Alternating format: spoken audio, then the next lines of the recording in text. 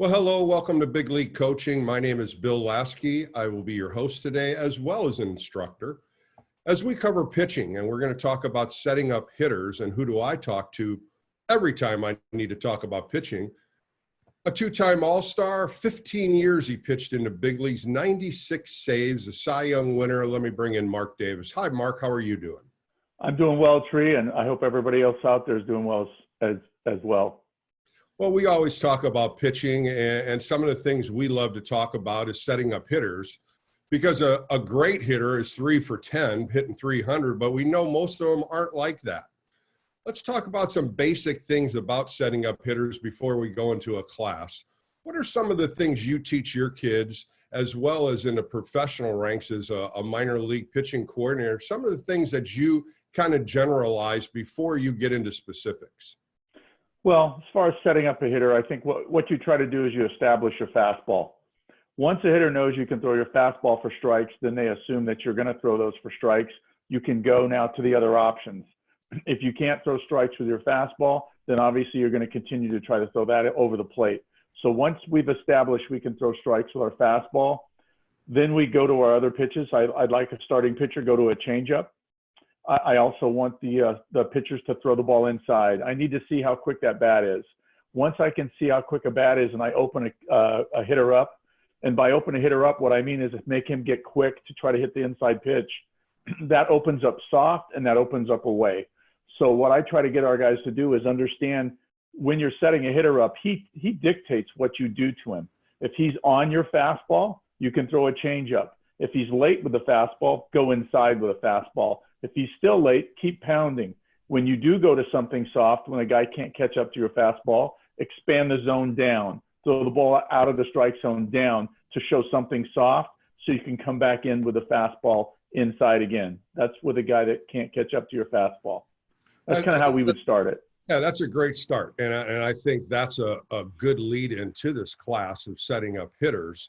We're going to talk about counts and sequences. Of course, a pitcher always has that sequence part where you go to certain pitches at certain times. We're going to go right into that pitching strength of every pitcher and what your mindset is coming out of the bullpen as a starter and reliever. And then pitching to situations, different types of scenarios that come through a game, different situations that appear, and how much communication you have with that catcher.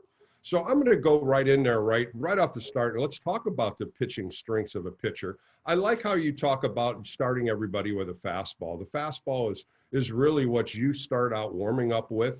That's the number one pitch you need to go to. It is your velocity pitch, as well as and hitting marks, hitting spots. So as a starter, when I started warming up, that was one of the first things that, of course, I did. I loosened my arm up. The first couple throws were cross-seam, four-seam fastballs. And I was going inside, outside to make sure that strength of my number one was always there. Is that something you started off with, Mark, when you warmed up? Even out of the bullpen, I think you do the same thing. You get your fastball loose. Once you get your fastball loose, then I would go to my glove side. I want to get my fastball loose to the farthest point that I would have to throw to. Once I got that loose, which would probably be different than as a starter that had a 3-pitch mix with the changeup, I got my breaking ball loose because that was my secondary pitch. Once I got my breaking ball loose, then I would, as a starter, throw some changeups. I wish I would have utilized my changeup a little bit more so I could go back and forth with velocities. But what I had and the way I pitched, I was fastball, curveball, occasional change out in the rotation. Now in the bullpen, I'd still warm up, fastball to my arm, got loose, couple inside fastballs, and I'd spin a few breaking balls, and then I was ready to go. And we talk about warming up properly. I always like to teach my kids to throw inside, outside once you get loose and you start establishing that good cross-seam fastball, four-seam fastball. Now, of course, I was a two-seam fastball with more movement, so I wanted to see how much movement I had that day warming up. Same thing with curveball, slider. It's the secondary pitches you warm up with. But I think it's so important for all pitchers to understand you don't start warming up with breaking balls. That's the worst thing you can do. You have to get your arm acclimated to what you're doing. You have to get it to that 60 feet, 6 inches of most of the times, unless they're peewees or little leagues. But I still believe you have to start off warming up with a fastball. And then I always went with the changeup because it was very similar to a fastball. But I think you have to mindset your pitchers on the strengths you have that day. We talk about a good breaking ball, a good slider, secondary pitches that we have to formulate before we go onto the mound to compete. So when we talk about strengths, Mark, if every pitcher starts off with a cross seam or a two-seam fastball, if you're the pitching coach, what are you trying to tell them when they're leaving that bullpen? Well, you made a good point about throwing fastballs to warm up. That's how you play catch to play a position.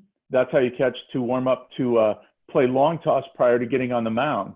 So you're going to do some things in prior to warming up with the baseball. You're going to warm your body up. You're going to warm your legs up so you're loose to do that and throw some fastballs. Once you get on the mound, I agree, you're going to go fastball, and then you're going to use your changeup. I think when you talk about strengths of what I want to instill in my pitchers is I want them to know as quickly as they can in their career, what are their strengths? Is their strengths like you, a moving fastball? Or for me, a curveball? You know, whatever it is, you still had to throw your slider, and I still threw fastballs. So just because it's a strength doesn't mean that you always throw it and always get outs with it. What it does is allow you to know that that's the type of pitcher you are. So when you're in a situation where you've got to go strength against strength, you use it. You utilize what it is. So I think that's the most important thing to get across to your pitcher is what type of pitcher he is and how his strengths can work for him. Well, today we're talking about setting up hitters, and we've just gone through the strengths coming out of the bullpen. Now you're on the mound, and now you're competing. And I think the biggest thing that you and I also teach about is counts, sequences. What happens when you're behind a hitter? What happens when you're ahead of the hitter? Let's go into sequences. Let's talk about the first inning. Your first hitter might be a road runner. You're trying to get ahead of the hitter. And I always thought you go fastball first pitch. Sometimes I'd always throw a slider if it was a right-hand hitter because most of the time your leadoff hitter's looking for number one. And I like to get ahead. That's the best thing I always learned. Strike one was the number one pitch in baseball. But when you start to talk sequences and you're starting to talk that first inning, tell me a mindset of when you're going out there. Now you were a starter and reliever. Let's go starter mentality here.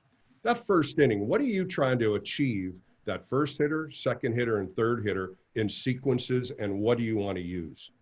It's interesting you mentioned throwing a slider first pitch. Most, like you said, most leadoff hitters can run. Most of them want to take the pitch. But if you're throwing against Ricky Henderson in the day when we pitched, he's swinging at that first pitch. So that's the guy you're going to throw your slider to first pitch. So I think knowing your opponent and knowing what they're trying to do can also dictate what you do with that first pitch. But what I want to do is I wanted to go out and I wanted to establish, and as a pitching coach, it becomes clearer. You're sitting on the sideline so you can see. But I want in that first inning, I want the other team to know I am not afraid to throw a fastball to you, and I'm not afraid to throw it in the strike zone. Once you've done that in that first inning, the hitters on the other side become aggressive because they know you're going to throw the ball in the strike zone, which in turn allows you to have options to throw the ball out of the strike zone when you want to. Now, I also want to make sure I go inside early. I want the team to know I'm going to pitch inside to you. I'm going to move you off the plate. I want you thinking of something other than just hitting a baseball. So my first inning would be aggressive with my fastball.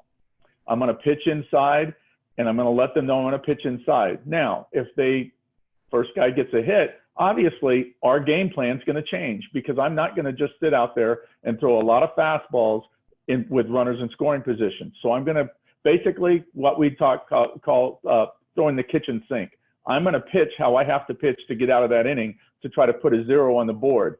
Next inning, I'm going to go back to being aggressive with my fastball.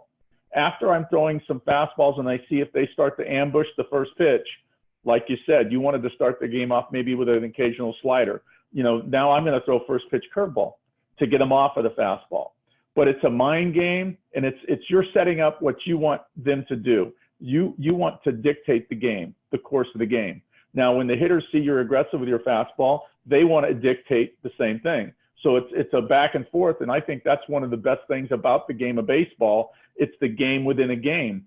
So my game plan and the way I'm setting up hitters early is I want to get as many outs as I can with straight, fastball or changeup. So my second or third time through the order as a starting pitcher, I can now utilize my off-speed pitches and they're more effective because I haven't oversaturated the game with them. So the hitters, they don't know if it's a good breaking ball, an average one. They don't know the shape, the bite. They haven't seen it yet. So I've allowed myself to pitch through a first few innings and get to the third, fourth, fifth innings and really haven't exposed my breaking ball. You know, one of the hardest thing pitchers do is you come out of the bullpen, you're throwing strike after strike, and you get on the mound and you do your 5 or 6 warm-up pitches.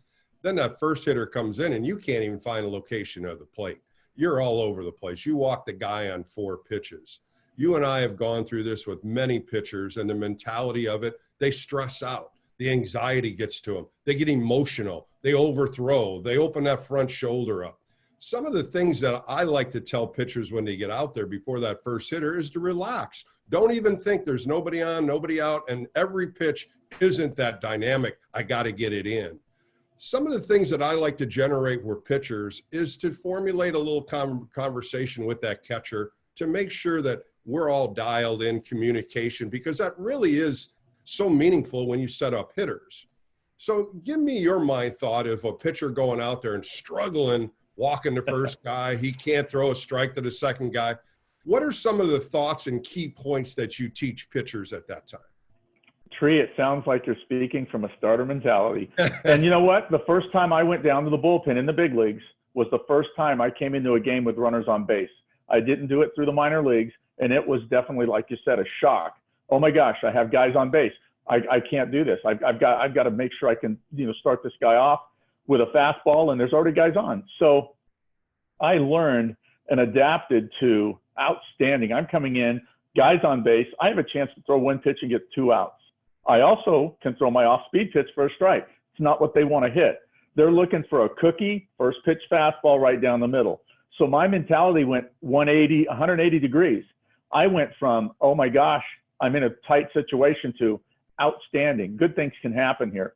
But I also said, I'm going to throw first pitch curveball. I'm going to get to 0-1. I believed I could throw my breaking ball for a strike. I was in a positive thought process by saying this is a great opportunity.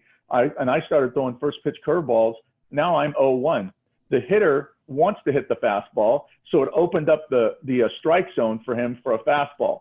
So I could throw a fastball that was not a pitch that was anywhere near the middle of the strike zone, but they're swinging at it because they don't want to have to hit the curveball. So it became a totally different thought process. I came into games thinking, I'm going to go 0-1 with my breaking ball, and now my options are as much as I want. So how you talked earlier about, oh my gosh, you start the game, you're used to getting and building into the game. Whereas a reliever, you get accustomed to coming in with a tight situation. So you hyper focus, you're aggressive, you're thinking it as a positive, not a negative. And I think that's once a pitcher can do that, they can handle relieving much more with much more ease. And that's just being adaptive. And as a starting pitcher, you've just never been put in that situation. Right. And I think that leads us into sequences, counts. The game has changed so much. When we pitched, 2-0 was a changeup, 3-1 was a changeup. Now it's a 98-mile-an-hour fastball at any time they want. Let's talk about getting behind on the count, 1-0, 2-0, 3-0, and getting ahead of the count, 0-1, 0-2, and trying to put away a hitter. My mindset always is, you lead off, if it's 1-0, 2-0, I'm always wanting to off speed. That was my first thought, because the hitter has the advantage of a 1-0, 2-0 because they're sitting on a good pitch, knowing that pitcher has to throw a strike. Now, in the other times, if I had a good slider, that was my secondary pitch, I would come in with that.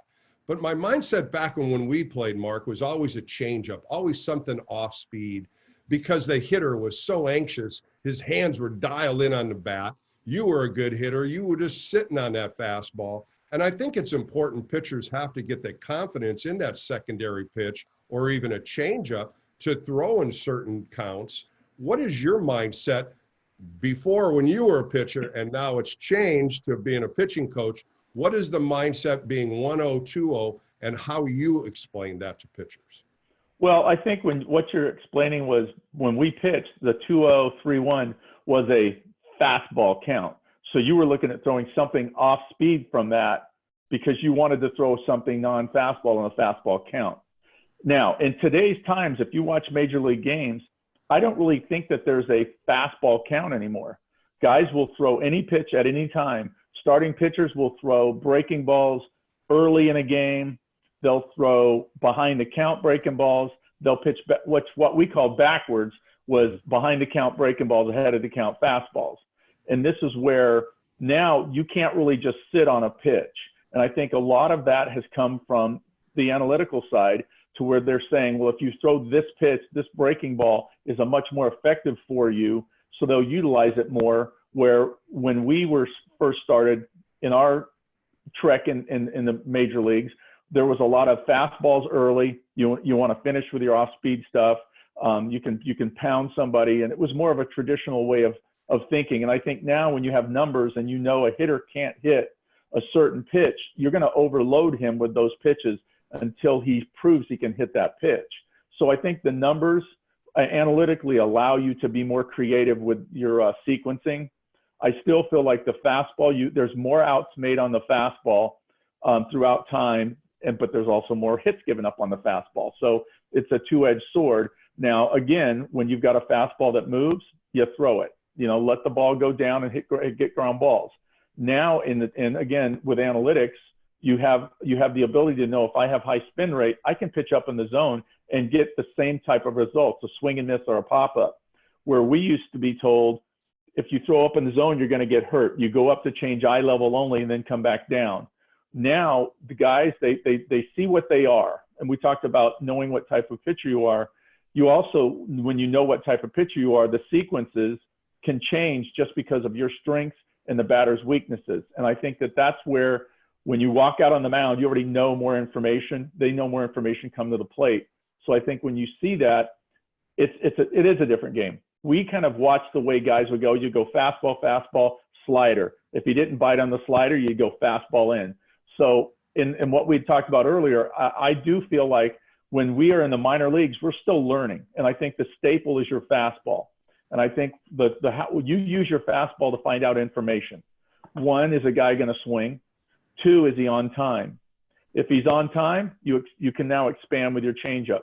If he's late, you turn and you go inside with the fastball. If he's spinning out early, you can throw your breaking ball. So the hitter still tells you what they're trying to do at the plate and how to attack him. It's just in the minor leagues, we haven't developed, and we don't have a back or a log of what these guys can do. So you're still learning how to be what you are.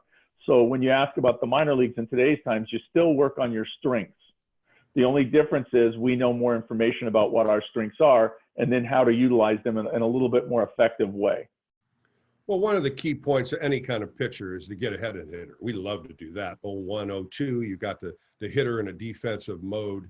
When I analyze games, I always look for first pitch strikes. It always tells me about the starter or reliever coming in, a focus to get that first strike. And it means so much when I analyze it to see how many first pitch strikes they throw. And if they're doing that, their mindset is, I get 0-1, I can do whatever I want to do 0-2, and then I can go outside the zone. One of the biggest problems I have is 0-2 throwing a strike. I just don't understand why pitchers try to challenge guys unless they're hitting a corner or outside. But when they're throwing a 95-mile-an-hour fastball, say, hit me when you're 0-2, I just really get upset about that when I analyze games.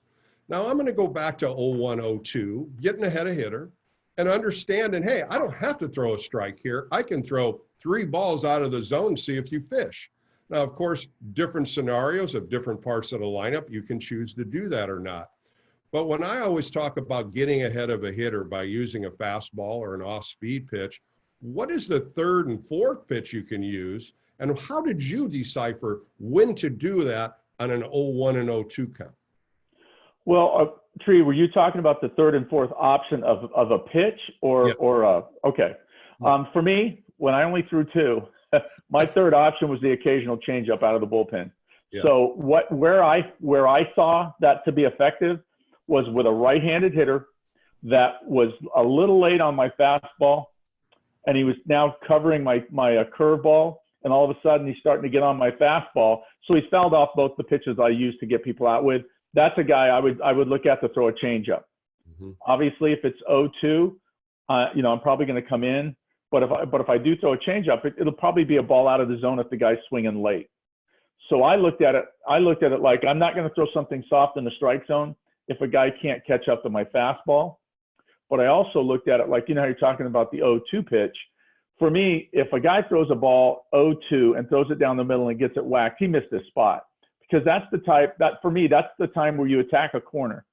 Or like you said, you want to make a purpose pitch up above the strike zone, in off the plate. If you're using a pitch to set up another pitch, like a high fastball to change eye level, a fastball in to get him away from the plate, then you're using it for a good purpose. But if you're just throwing it up there to see if the guy's going to swing and miss, I would rather see you try to go, if you're a high spin rate guy, go in the strike zone up to try to get that swing and miss, or try to dot the outside corner, or try to steal a strike inside. You're looking at spots on the plate, not just trying to throw a strike in the middle. I get your point of, you know, man, I worked really hard to get to 2 strikes. Don't throw one down the middle and allow him to get off the hook. I totally agree. So that pitch, that 0-2 pitch, has to really do something for you. It's either going to set up what you're going to throw the next pitch, or you're going to try to hit a corner and see if you can get somebody that way. And I think that's what we try to be aggressive, especially in the minor leagues when your pitch counts are lower. You don't want to waste a couple of pitches. And again, you know, we're talking nobody on, you know, but if there's a guy on second base, obviously scoring position, it is definitely a little bit different. Yeah, I think just going back to my point of when it's 0-1, 0-2, using your third or fourth pitch just to show a different sight for a hitter. I liked what you said when you changed the eyesight of a hitter by going high and then going below his knees to get that hitter to go up and down. Also going in and out. I love that analogy too, Mark. But as a third and fourth pitch, that's when I like to use that as one of my secondary pitches. Just like you talked about throwing a changeup, it's a great time to throw a changeup as long as it's not in the zone. I always teach when you throw a changeup to try to throw a top of the plate, and especially when you're ahead, because you don't want to miss a changeup. They can still have that front shoulder come out and their hands freeze and they can still go opposite way. But I just want to talk a little bit more about that third and fourth pitch. When do you use it, and what combinations can you use it in different counts? What were your thoughts on that? Okay, well, looking at that, not for me as a pitcher, but for me as a pitching coach, if I have a pitcher that throws fastball, curveball, slider, changeup, he's got a good fastball, he's got a really good slider, his curveball's average, and his changeup's average. All right, now I'm looking at my changeup as being my third pitch, and I'm going to throw that in fastball counts, if there is any such thing, and I want to get him to swing and get out in front. It's not a swing and miss pitch, so I'm not going to use that to strike him out. I'm going to use that for contact and behind the count. Try to get a nice out, 2-0, 3-1. Now my curveball, because it's my fourth best pitch, I'm going to throw that first pitch. I'm not going to throw it twice in at bat. I'm going to throw it early to get a strike. Going to use my fastball. My slider's my out pitch. I haven't shown that to you yet. I might get you out. Or if I do throw that curveball with 2 strikes, my fourth best pitch, I'm going to throw it below the strike zone. I only want to swing and miss on it. I don't want to throw it in the strike zone to let you hit it. I want you to hit my fastball or my slider, the occasional changeup, but my curveball is more of a show pitch, like you talked about. That's my fourth pitch. I work that in positive counts that I can throw it just to take you and get you off of my out pitch and get you off of my fastball. So it's an effective pitch, but it's not one that I sit and say, man, I'm going to get 5 outs on that pitch.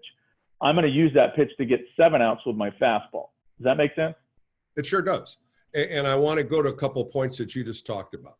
As a pitcher and as a catcher, knowing a guy that you said earlier, when you throw a fastball and he's late, as a right-hander, if I'm throwing it to a left-hander and he's hitting it to left field, or as a left-hand pitcher, he's hitting it right field, I would never want to slow his bat down because, A, he cannot catch up to my fastball.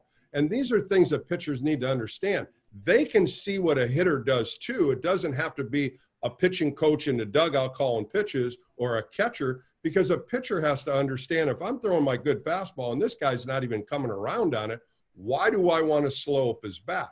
These are things as pitchers that we're trying to teach pitchers right now in this class, is to understand what their strength is, what the count is right now, and how do you attack that hitter. If you're seeing a pitcher throwing a fastball and the guy's really raking on it, then I think you use an off-speed pitch or a breaking ball. What are some of the key points as a pitcher, Mark, that you've seen as on the mound that hitters can flavor on a fastball, flavor on a breaking ball? And what is your mindset? How do you change that thought pattern? Well, I think what you do is, like you said, you want to be aware. And this is where, when you're not in the game, look at the guys that look like they have good bat speed on the other side and slow bat speed. You know what type of pitcher you are. So when you're on the mound, watch that as well. You know, talk with your catcher in between innings. Hey, how's it look today? For me, like you said, if I'm throwing a fastball and it's middle of the plate and you're late, I'm going to go in.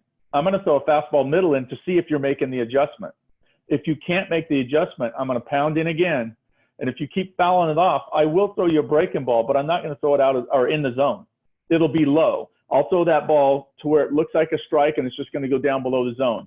I've slowed you down a little bit. I've made you look at a pitch, and then I go right back to the fastball in, because that guy's shown he's got a slider bat speed. He doesn't have fastball bat speed. So I'm going to attack him with fastballs in the strike zone. I can go out of the strike zone with whatever I want because he's got to commit early. So if it's a pitch out of your hand that looks like a strike, I might get that swing and miss.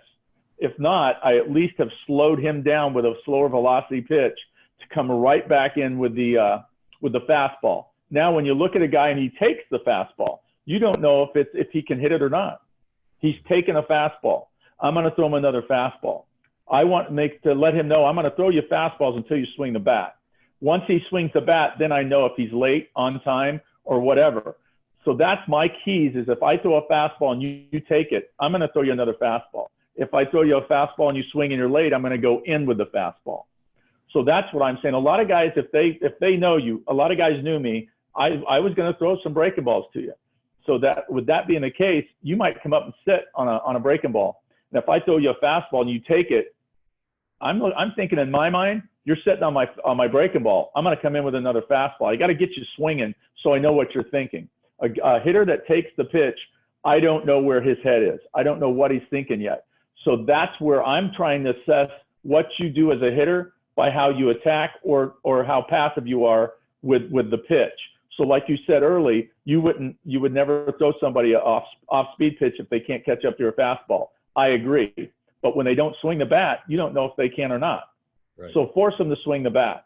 Then once you note that, I would, after that game, you journal and put down on paper each of the guys and how they've attacked you, so you have an idea next time you play that team, whether it's a high school team, a college team, or a summer league team. You might know 5 guys on the summer league team, but those other 4, it's very good information to watch those guys when you're not pitching, just to see how they handle themselves at the plate. And that's where you take your strengths, like we talked about in sequencing.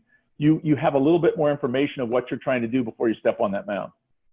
You know, we're teaching a class on setting up hitters. We talk about counts. We talk about what your strength is as a pitcher. When do you throw off speed? When do you really throw a breaking ball? But I want to talk about a little one thing here is hitters that come up with different stances. You might have a guy coming up, stand right on top of the plate. You might have a guy deep in the box. You might have a guy with that front foot, if he's a right-hander, all the way to third base that steps in. Let's just do some quick thoughts on different stances and how do you attack these hitters. One of the biggest things that I learned in college ball as well as minor leagues and in the big leagues is to pitch inside.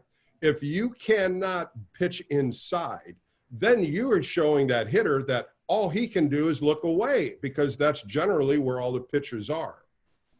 As you start looking at some of these hitters coming up and through the lineup, MD, what can you generalize and just talk about the hitters that are right on top of the plate, the hitters that are farther off the plate or deep in the box? What are some points of interest as a pitcher that you can point out of where you should throw the location of the pitch? Well, when you talked about a guy that stands right on home plate, what he's trying to do, and again, most of the guys, they'll move up a little bit if they do what you just said. If I'm only throwing away, now that 17-inch plate is an 8.5-inch plate. Very easy to cover 8.5 inches. So those guys slide a little closer, and they're just basically saying the ball that's on the outside corner is middle, and the ball down the middle is middle in. So they're trying to take away. We're trying to allow you only want to throw away. Great. I'm going to slide over, and I'm going to make that middle to me. Now, but you also have some hitters. Look at the body type. If a guy's got shorter arms and he doesn't really have that big long arm, those guys, if they're standing on the plate, they might want the ball in. Okay, so if you're looking at a guy, look at his body type. Now, Harold Baines stood, again, there's a guy in our era, he stood way far off the plate and he would dive in. So the ball away that you thought he couldn't touch, he's diving in. That ball is the ball he wants to hit. Now you can throw him inside. Luis Gonzalez, another guy that dove to the plate. You've got guys, once you see that, that's why I'm saying watch the game before you're in the game and watch these guys. See how they attack the baseball. Some guys want the ball inside when they're standing real close to the plate, but some guys do want it away and can't hit the ball in. So they're doing you a favor. So you just pound them in until they back off the plate. So a guy with an open stance usually comes back to the plate. So a guy coming back to the plate, it's harder for them to hit the ball in. The guy that stands closed and opens up is looking for something in to pull. So those are generalities. Now, everybody hits the way they hit. They might stand a certain way and do something that's atypical, but what you're looking at, most guys that stand far off the plate are divers to the plate, and they're trying to go in and pull the ball. The guys that are standing on the plate, they're wanting the ball. If they can get it, they want the ball away because they're right on the plate. So you have to really go by what you see them do. And again, if a guy's standing right on the plate for me, I'm going to throw him in until he proves that he can hit that ball. And I think it's up to each pitcher too to see what these hitters do, pitch to pitch, plate to plate, at bat to at bat, because hitters are trying to get in your head as a pitcher, as well as us as pitchers trying to get in the hitter's head to see if I can hit inside, outside, and be consistent with it. So now we're going to move into the last part of this class on setting up hitters, is pitching to situations. These are always big points of interest of any pitcher. When you walk a guy, or if a guy gets 2 hits in a row, now you got first and second. Now the ball gets a little tighter in your hand. You're starting to try to be a little more precise on corners. But situations should just be the opposite. You should try to think, I got to get a ground ball. I got to get a strikeout. Things that you have to make yourself think competitively in those situations. But at the same time, if you give in, you're going to be backing up third and home all the time. So mindset, Mark, mindset on what situation it is, and mindset on what pitch is going to get you out of that inning. Tell us your thoughts. Let me go with a little tidbit that I started doing when I was basically a full-time reliever. And this was when I would stand on the mound and I would be looking in for a sign. I'm like, I got to do this. I've got to do this. I'd step off. I'd rub the ball up and go, no, I get to do this. Then it's a positive thought. So that basically gave me much more aggressive feeling with what I'm trying to do. When I said I have to, that's a negative thought. I have to do something. I'm looking for outcome. No, I'm going to do this. This is what I'm going to do. And then you take everything out of play but the execution of the pitch. You become a more consistent pitcher when you do that. But like you said, situations later in the game are totally different than the start of the game. The first at bat, you might see a guy take the first 2 pitches. Now, there's a runner at second base. You're a middle of the order hitters. They're not letting that RBI situation go. So you know, okay, I can expand the zone here. This guy's going to swing because he's not going to walk. He does not want to not drive this run in. He's going to be aggressive. So you can utilize that to your advantage. But then there's some hitters down in the order usually, they kind of shrink and they want to get on. They want to be another RBI for the guys that are paid to drive runs in. Now, if I'm playing 2 games a week in high school, I sure don't want to walk. So I'm looking at that. If I'm on the mound, I know that. You know, we're playing Tuesday and Friday games. It's a Friday game, and you got a guy at second base and no outs. You're thinking mash. Well, I'm going to utilize that to my advantage. And I might throw first pitch breaking ball just to throw strike 1, and then throw my fastball all around the strike zone and let you swing through it. So how you approach it is positive for yourself. I'm going to get to do this. This is what I get to do. This is to be great. And you also have to look at, like you said, the hitters are going to squeeze the sawdust out of the bat. And you have some that are more passive. But once you learn that, then you're aggressive with those guys in the strike zone. But the situation dictates. Now, again, back when we played, if there's a guy at second base and no outs, the hitter at the plate would pull the ball. Left-hander would pull the ball, righty would hit it to the other way. You're getting that guy over to third base where a ground ball or a fly ball can score him. So you were looking at being that next piece to move the runner in the scoring position. So that's where now I think we have a lot more aggressive guys that want to drive the baseball and hit the ball out of the ballpark. So it can kind of be a little different. It's like pitching. We talk about pitching in later game situations. You know, I was taught if a base hit can beat you, then you can throw inside late in the game. But if a base hit can't beat you, you didn't throw the ball inside and let a guy hit a home run to beat you. You forced them to hit the ball away. So knowing that as a reliever, I know my starting pitchers, you would throw inside for me early in the game, so I didn't have to. That was the way of you as a starting pitcher to still have an effect on the game late in the game when you're out of the game. You've done your job. You've forced those guys to swing and get it open with your two-seamer. Now I come in, they're used to pulling open. I can pitch away. I've got access to the outside part of the strike zone.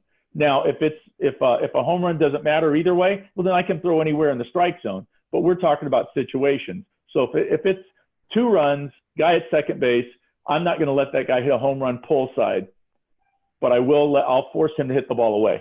And that's where now, if it's a 1-run game, then I could pitch him inside. Does that make that? Oh, it does. Clarify that? Yeah, it does. Because I think I like what you said about what I can do instead of what I'm going to force myself to do.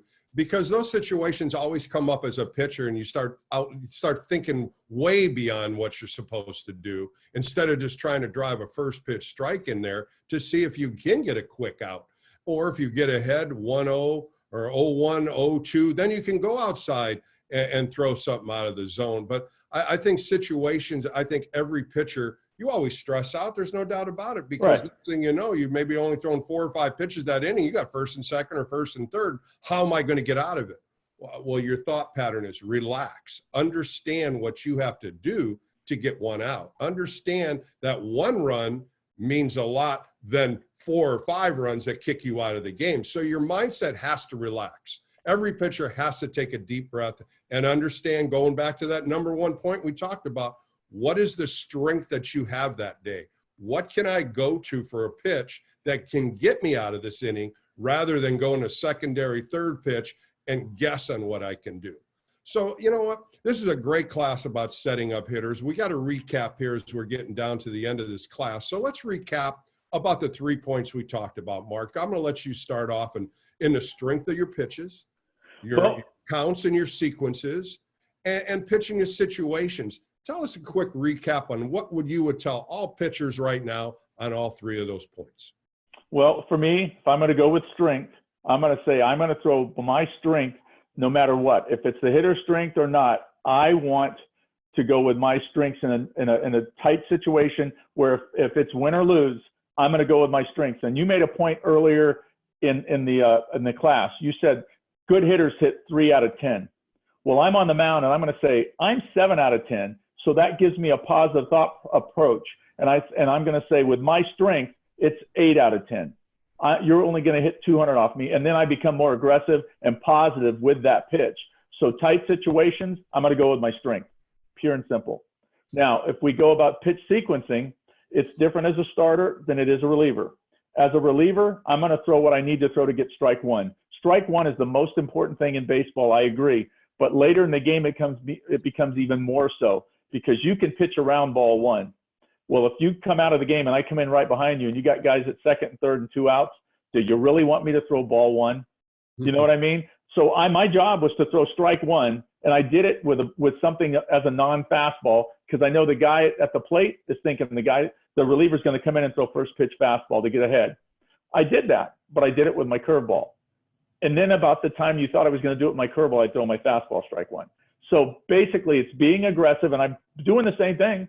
I'm throwing strike 1 with my aggressive strength. But the pitch sequence differs from the early part of the game than the late. I have to make sure that I don't look at it like it's his opportunity to do something well. It's mine, and I'm not going to give in to do it. You will throw a 2-0 fastball because you threw a good 2-seamer and say, here, hit it. I don't want to do that in the 8th inning of a game where a ground ball that could score 2. It has to be on my terms. So pitch sequencing changes in the game because of the situation. And that's why, as a starting pitcher, you see a lot of fastballs being thrown, especially in our era, and a lot of swings. So, and as it gets later in the game, you want to throw non-fastballs. And I think in today's game, they're going to it doesn't matter what inning it is. If it's a jam, I'm going to get out of the jam. Well, if I'm going to get out of the jam, let's just not get into a jam. And we just try to treat everybody the same as far as I'm going to attack you and I'm going to throw pitches. I think I can get you out with that at bat. You were looking at getting 4 at bats off of a guy. And as a reliever, I'm looking at getting one guy out one time. So the kitchen sink becomes available to me. Everything I throw is on the table for pretty much every count. But like we're talking about sequencing. That's where you got to know this guy's an aggressive hitter. I can throw something non-fastball. This guy's passive. I'll throw a first pitch fastball strike. So all of the pitch sequences come from, like you said, your stuff and the time of the game. How important is it right now to get this guy out?